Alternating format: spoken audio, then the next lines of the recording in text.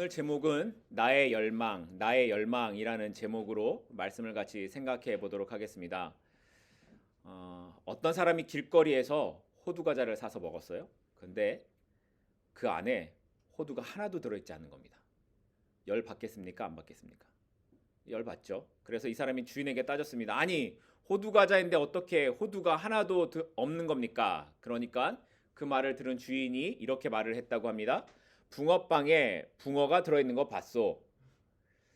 우리는 붕어빵에 붕어가 없어도 붕어빵이라고 불러요. 그리고 국화빵에 국화가 없어도 국화빵이라고 부릅니다. 심지어 이 사람처럼 호두과자 속에 호두가 없어도 호두과자라고 팔고 있지요. 그런데 이렇게 할 수 없는 사람들이 있습니다. 바로 그리스도인이라고 불리는 사람들입니다. 로마서 8장 9절을 보면 누구든지 그리스도의 영이 없는 사람은 그리스도의 사람이 아니다라고 말씀하고 있습니다. 그러니까 예수 그리스도의 영인 성령이 없는 사람은 진정한 뭐가 아니라고요? 그리스도인이 될 수 없다는 겁니다. 자, 그러면 여러분은 어떠십니까? 여러분은 그리스도인이 맞으십니까? 오늘은 이 이야기를 본문을 통해 같이 한번 생각해 보려고 합니다. 지난 시간에 살펴본 것처럼 2차 전도 여행을 마친 바울은 약 1년 정도의 시간을 보내고 나서 다시 3차 전도 여행을 떠나게 됩니다. 그리고 그 길의 시작은 2차 전도 여행과 같은 갈라디아 지역을 지나서 다시 돌아오겠다고 약속한 에베소로 가는 것이었습니다. 그런데 에베소 도시에 가기 전에 우리가 먼저 생각해 봐야 될 게 있어요. 지난주에 우리가 2차 전도 여행이 끝난 다음에 쿠키 내용이 들어있었다라고 말씀드렸어요. 혹시 기억하시나요? 바울이 에베소를 떠난 후에 그곳에 아볼로라는 사람이 와서 전도를 했지요. 그런데 그가 성경도 뛰어나고 말도 잘하고 열심도 있었는데 뭐만 알았다라고 합니까? 요한의 세례만 알았습니다. 그래서 바울의 동역자였던 이 브리스길라와 아굴라 부부가 그를 데려다가 하나님의 도, 그러니까 예수님의 구원자 되심에 대해 정확하게 알려주고 난 후에야 그가 비로소 믿는 자들에게 많은 유익을 주는 그런 사역을 하게 되었습니다. 기억하시죠?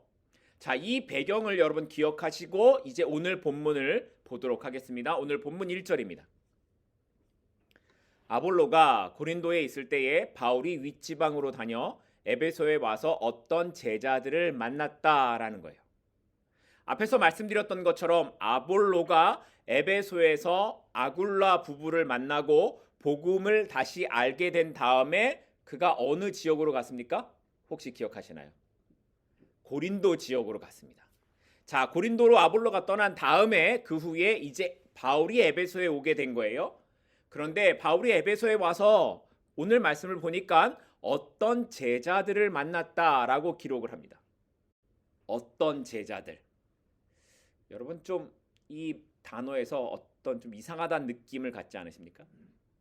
보통 성경에서 제자들을 가리킬 때는 영어로 표현하면 정관사 더를 써서 그 제자들 이렇게 표현을 합니다. 그런데 여기서는 어떤 제자들이라고 이렇게 말을 해요. 어떤 사람들이야 이런 느낌인 거예요. 그러니까 이 사람들이 누구의 제자인지 바울이 잘 알지 못하고 있는 듯한 그런 모습을 보여주고 있는 겁니다. 자, 그래서 바울이 이들에게 이렇게 물어요. 오늘 본문 2절입니다. 이르되 너희가 믿을 때에 성령을 받았느냐? 이르되 아니라 우리는 성령이 계심도 듣지 못하였노라. 바울의 질문이 뭐였습니까? 당신들이 믿을 때 성령을 받았습니까? 이렇게 물어요. 여러분이 이 질문을 들으면 어떻겠습니까? 여러분 믿을 때 성령을 받았습니까? 여러분이라면 이 질문에 어떻게 대답하시겠습니까? 그런데 성경이 이 사람들에 대해 제자라고 말을 해요. 어떤 제자들이지만 아무튼 제자들이라는 거예요. 그렇다고 하면 이들은 예수님을 따르는 사람들이라는 건 분명하다는 거예요. 뿐만 아니라 이들은 아마도 에베소 교회 공동체 안에서 같은 생활을 했던 사람들이었을 겁니다. 그런데 이런 사람들이 뭐라고 대답을 하냐면 우리는 성령이 계신다는 말을 들어보지도 못했다라는 거예요. 이게 무슨 말인지 이해가 되십니까?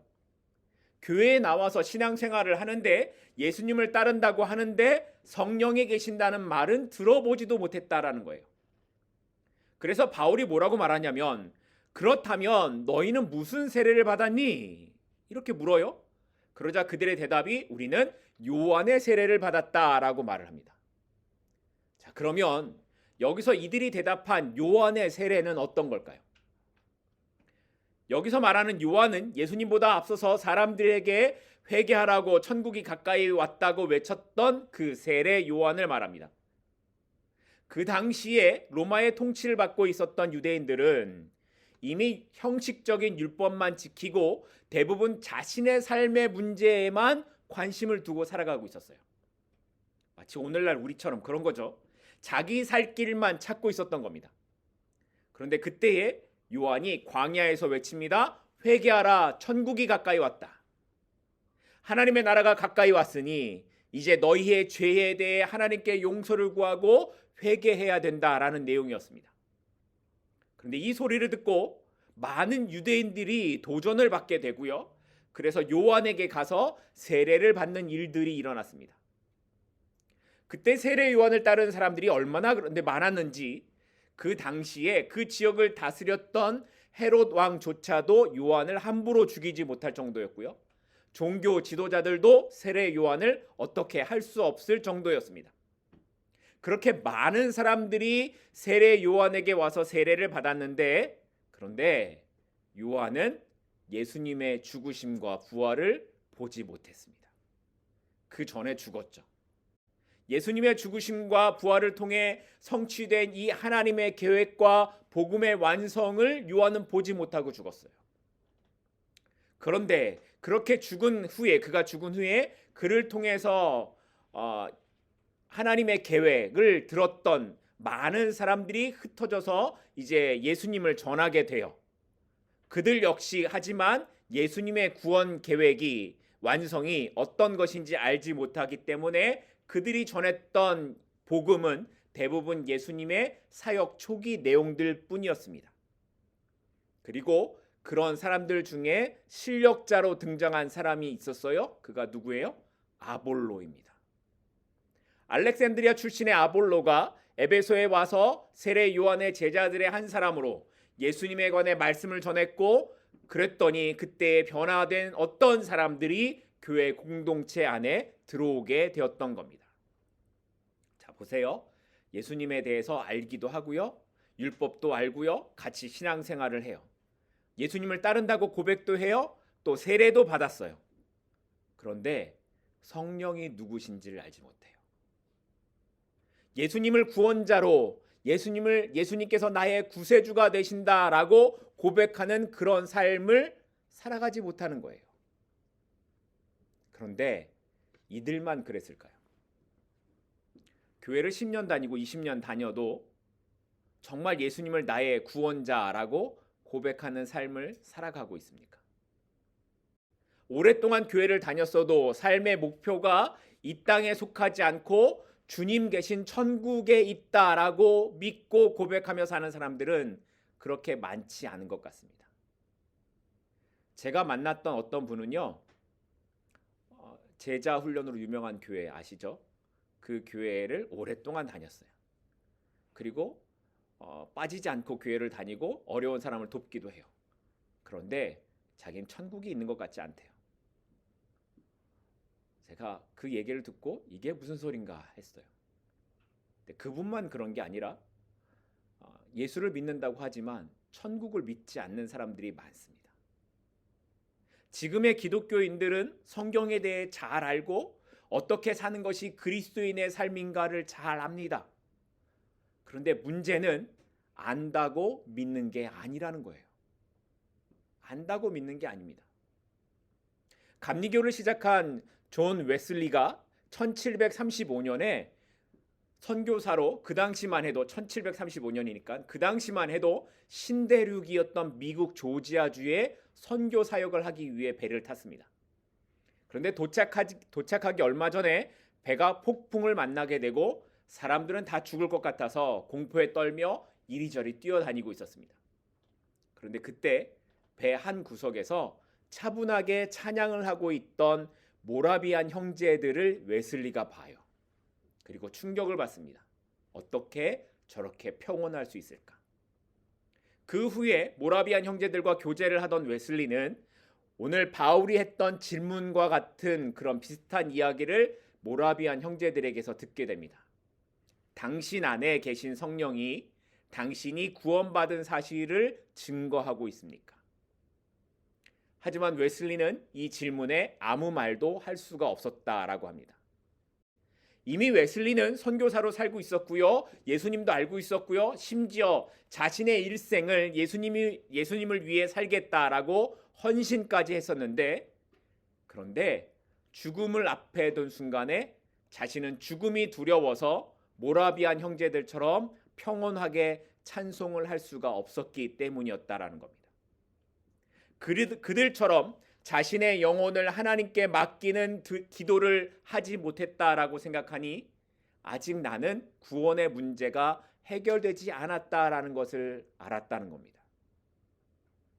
내가 아무리 믿음이 있는 것처럼 이야기를 하고 심지어 선교사나 목사로 산다고 해도 예수 그리스도가 나의 구세주 되심이 믿어지지 않는다면, 그래서 이 땅만 보이고 주님 계신 천국에 가는 것에 대해 소망 없이 살아가고 있다면 그는 바울이 만난 어떤 제자들과 같은 삶을 살아가고 있는 겁니다. 간절히 바라기는 예수님께서 여러분의 구세주 되심이 믿어지는 은혜가 있기를 소망합니다. 이게 믿어지는 사람은 어차피 죽으면 남지 않을 이 땅이 아니라 나를 영원한 죽음에서 구원하신 주님이 계신 곳, 그 천국을 소망하며 살아갈 수밖에 없는 사람입니다. 그리고 이 소망으로 사는 사람만이 성령 하나님께서 나의 삶을 인도하시고 주님께서 나의 삶의 주인이라고 고백하며 살아가는 삶을 살게 될 것입니다. 이 고백이 우리에게 있기를 소망합니다.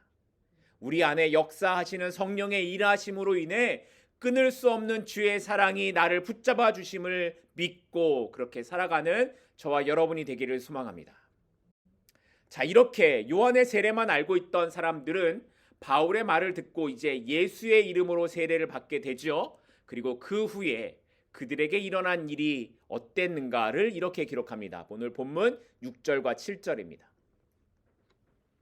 바울이 그들에게 안수함에 성령이 그들에게 임하심으로 방언도 하고 예언도 하니 모두 12사람쯤 되니라. 자, 사도 바울이 안수를 하고 세례를 주자 그때 성령이 그들에게 임하셨습니다. 그리고 성령의 은사가 나타났는데 방언과 예언하는 것이었습니다. 이전까지는 요한의 세례만 알고 있었는데 성령 세례를 받고 나자 신비한 능력들이 그들에게 자신에게 나타난 것을 보게 된 겁니다. 그러니 이들에겐 성령 세례와 요한의 세례에 대한 확실한 구분이 이거구나 알 수 있게 되었던 거죠. 자, 그런데 이 부분 때문에, 바로 이 구절 때문에 교회에 혼동되는 일들이 일어나요. 바울의 안수 이후에 성령의 임하심으로 나타난 게 뭐라고요? 방언과 예언입니다. 그래서 어떤 사람들은 우리가 성령 세례를 받으면, 다른 말로 성령의 임재를 경험하게 되면 반드시 뭐 해야 된다고요? 방언과 예언의 능력을 갖게 된다고 주장합니다. 대표적인 게 오순절 교단인데요.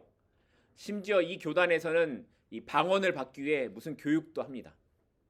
근데 정말 성령의 임재를 경험하는 증거로 나타나는 게 방언과 예언뿐인가? 이걸 알기 위해서 고린도전서 12장으로 가겠습니다. 신약 성경 고린도전서 12장 8절부터 11절까지 말씀입니다. 고린도전서 12장 8절부터 11절까지 말씀입니다.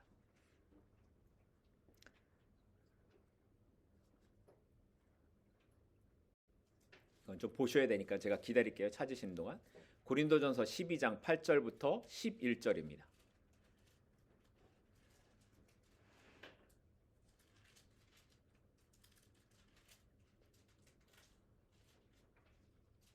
예, 제가 읽겠습니다. 어떤 사람에게는 성령으로 말미암아 지혜의 말씀을, 어떤 사람에게는 같은 성령을 따라 지식의 말씀을, 다른 사람에게는 같은 성령으로 믿음을, 어떤 사람에게는 한 성령으로 병 고치는 은사를, 어떤 사람에게는 능력 행함을, 어떤 사람에게는 예언함을, 어떤 사람에게는 영들 분별함을, 다른 사람에게는 각종 방언 말함을, 어떤 사람에게는 방언들 통역함을 주시나니 이 모든 일은 같은 한 성령이 행하사 그의 뜻대로 각 사람에게 나누어 주시는 것이니라.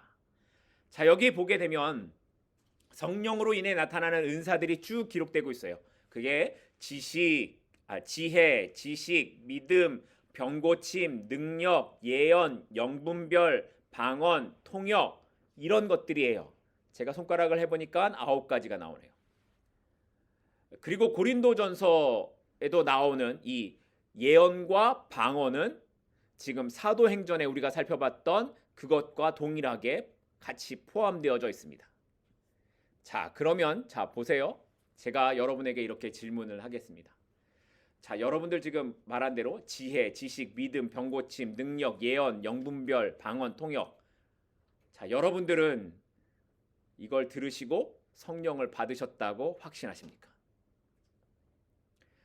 여러분에게 이런 은사가 나타난 적이 있으십니까? 어떤 사람들은 예언도 못하고요, 방언도 못해요. 병 고치는 은사는 고사하고 내 몸에 병도 못 고쳐요. 자, 그러면 그런 분은 성령을 받지 못한 것입니까? 그런데 고린도전서 12장 지금 8절부터 봤는데 그 앞에 이 은사들, 이런 은사들을 말씀하기 전에 이 말씀이 나와요. 7절이에요. 고린도전서 12장 7절. 각 사람에게 성령을 나타내심은 뭐 하려고요? 유익하게 하려 하십니다. 유익하게. 성령께서 나타나시는 이런 여러 가지 모습들이 있는데 이건 다 뭐 때문이라고요? 성도의 신앙의 유익을 위해서라는 거예요. 이런 많은 능력들을 가지고 내가 대단한 능력을 가졌다라든가 내 방언이 더 깊은 기도의 방언이라고 그렇게 소리를 내라고 주신 은사가 아니라는 거예요. 그래서 고린도전서 12장 이런 은사들을 쭉 이야기하고 난 다음에 12장 맨 마지막에 이렇게 말을 해요. 고린도전서 12장 31절이요. 너희는 더욱 큰 은사를 사모하라. 내가 또한 가장 좋은 길을 너희에게 보이리라. 이런 은사들을 쭉 나열한 다음에 그 다음에 마지막에 결론처럼 말하는 게 뭐예요? 너희는 더 큰 은사를 사모하라는 거예요. 자, 그러면 더 큰 은사가 뭘까요? 그건 그 다음에 나오는 고린도 13장의 내용이에요. 고린도전서 13장의 내용. 우리가 잘 아는 믿음, 소망, 사랑. 그 중에 뭐가 제일이라? 사랑. 그래서 고린도전서 13장을 뭐라고 말합니까? 사랑장이라고 말하죠. 그러니까 더 큰 은사를 사모하라. 그게 뭐라고요? 사랑이라는 거예요. 심지어 이어지는 고린도전서 14장을 보면 너희가 방언할 때에 통역할 사람이 있으면 하라고 말해요. 통역할 사람이 없으면 하지 말라는 거예요. 다른 사람이 알아듣지도 못하는 그런 말로 기도를 하는 것이 무슨 너희에게 유익이 되겠느냐라는 거죠. 그러니까 이런 모든 성령의 은사들은 교회를 유익하게 하고 성도를 유익하게 하기 위해서 나타나는 것이기 때문에 우리는 그 유익함을 위해서 사용해야 된다라고 말씀하고 있는 겁니다. 오늘 본문에 나타난 어떤 제자들이 성령의 임재를 경험하고 방언을 하게 된 것도 그러니 같은 이유에서였던 겁니다. 아직까지 성령의 있음을 알지도 못하던 이 사람들이 요한의 세례와 성령의 세례가 어떻게 다른지 자기들이 갑자기 나오는 방언과 예언을 통해 성령의 역사는 이런 것이구나를 그들의 신앙의 유익을 갖기 위해 알게 되었던 겁니다. 성령의 임재를 경험한 사람에게 나타나는 특징은 그러니 방언이기도 하고 예언이기도 하고 병 고치는 것일 수도 있겠지만 그러나 이 모든 은사들의 목적은 믿음에 굳게 서도록 다른 사람을 돕는 것이기도 하고 믿음에 내가 굳게 서도록 나의 삶을 유익하게 하는데 그 목적이 있다라는 거예요. 그래서 그 유익함을 줄 수 있는 가장 큰 은사는 다른 사람을 유익하게 해야 되니 그게 뭐라고요? 사랑이라는 거예요. 그래서 은사 중에 가장 큰 게 사랑인 겁니다. 그러니 나에게 방언의 은사나 예언의 은사나 뭔가 특별한 은사가 없어도 내가 분명히 예수 그리스도의 죽으심과 부활을 믿고 또 그 믿음으로 나 역시 죽음이 끝이 아니라 영원한 부활을 믿는다면 우리는 분명히 성령의 임재를 경험한 사람들이고요. 예수 그리스도의 부활에 함께한 사람들이 분명합니다. 그리고 그 사람들의 삶은 이제 그 성령의 은사를 나타내는 삶을 살아야 됩니다. 그게 뭐라고요? 사랑이라고요. 사랑. 이렇게 바울이 12명의 제자들에게 안수하고 이들이 성령의 특별한 은사를 체험한 일이 있은 후에 사도 바울은 에베소의 회당에 들어가 3달 동안 사람들에게 복음을 전했습니다. 적지 않은 기간이에요. 3달이면. 이전에 유대인들에게 복음을 전할 때 사도 바울이 했던 시간과 비교하면 적지 않은 시간입니다. 그건 아마도 우리가 살펴봤던 18장에서 모습처럼 에베소의 유대인들이 바울에게 호의적이었기 때문일 것입니다. 그런데 거기까지였습니다. 오늘 본문 9절을 보면 이런 말씀이 있어요. 어떤 사람들은 마음이 굳어 순종하지 않고 무리 앞에서 이 도를 비방하거늘 바울이 그들을 떠나 제자들을 따로 세우고 두란노 서원에서 날마다 강론하니라. 바울이 3달 동안 가르쳤는데 사람들이 어땠다고요? 마음이 굳어 순종하지 않았다라고 해요. 심지어 바울을 비방하는 일들도 일어나기 시작했습니다. 여기 본문에 기록된 이 굳어졌다, 마음이 굳어졌다에서 이 굳어졌다라는 표현은 출애굽기에서 이스라엘 백성들이 하나님 앞에 그 마음이 완악했다라고 할 때 그 단어와 같은 단어입니다. 또 바로가 마음이 완악해져서 이스라엘 백성들을 내어놓지 않았다고 했을 때의 그 완악함과 굳어졌다가 같은 단어입니다. 그러니 이들이 말씀을 들었지만 다 쳐내는 거예요. 마음이 그렇게 완악해져서. 이런 사람들의 모습 때문에 사도 바울은 다른 사람들도 영향받는 것을 알았습니다. 그래서 어떻게 해요? 그들을 떠나 제자들을 따로 세워 두란노 소원이라는 곳에서 날마다 제자들에게 말씀을 가르치기 시작했습니다. 그리고 이 기간이 2년 동안 계속되었습니다. 주석가들에 따르면 이때 바울이 말씀을 가르쳤던 시간이 오전 11시부터 오후 4시였을 것이라고 합니다. 이거를 비추어서 우리가 생각을 해보면 자신의 생업을 어떤 사람들을 해야 하지요. 그것을 하면서도 2년 동안 매일 5시간씩 말씀을 배우고 훈련을 받았다라는 거예요. 사실 당시의 상황에서 예수를 믿는다라는 것만으로도 쉽지 않은 결정을 하는 건데 제자의 삶을 살아가기 위해 어떤 사람들은 2년 동안 매일 5시간씩 그렇게 자신이 시간을 특별히 빼서 말씀을 배우는 겁니다. 자신이 쉴 수 있는 시간을 포기하고 자신이 즐겁게 보낼 수 있는 시간도 희생하는 거예요. 그렇게 제자의 삶을 산다라는 것은 더 많은 헌신과 열정이 요구되어진다라는 거예요.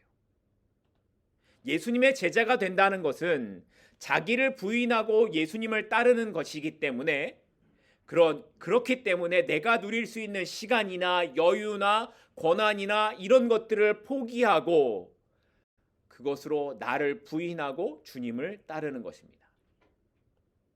앞에서 말씀드렸던 모라비안 형제회 중에서 가장 중요한 한 사람을 꼽는다고 하면 진젤돌프라는 사람이 있습니다.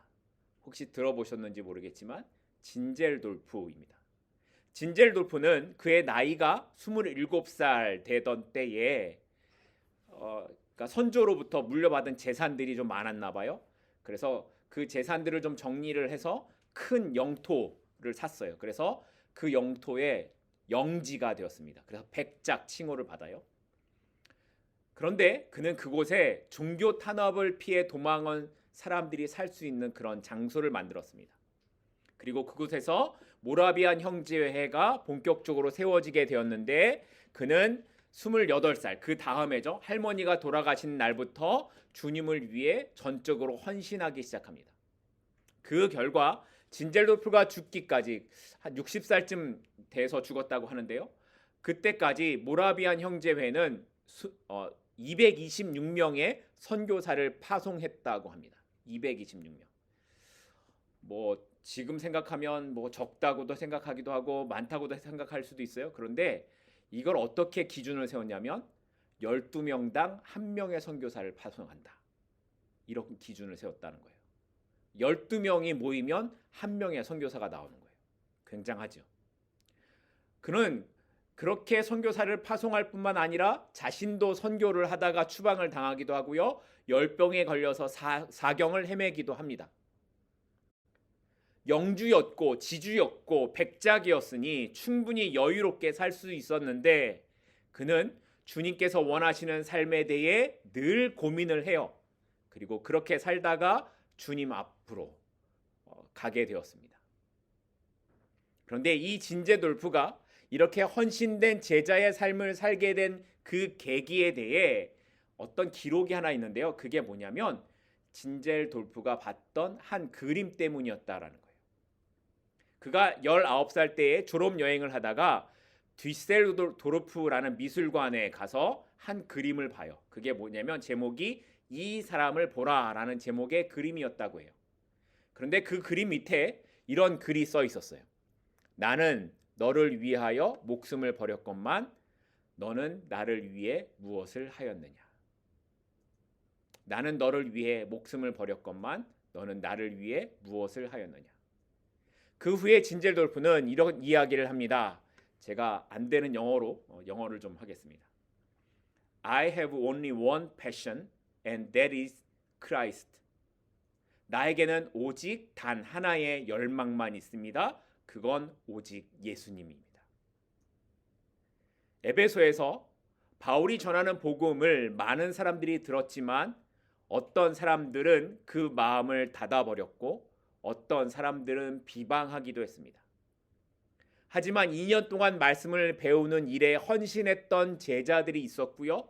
그들의 열정, 열망하는 것이 있었기 때문에 에베소 교회를 중심으로 라오디게아, 서머나, 두아디라, 빌라델피아, 요한계시록에 나오는 아시아의 교회들이 세워지게 되었던 겁니다. 여러분, 간절히 바라는데 예수님을 믿으십시오. 예수님께서 나를 영원한 죽음에서 구원하시기 위해 죽으시고 부활하셨음을 믿으십시오. 그리고 오늘 그 예수 그리스도를 향한 열망, 열정이 우리의 소망이 되기를 소망하는 그 제자의 삶이 저와 여러분에게 나타나기를 기도합니다. 기도하겠습니다.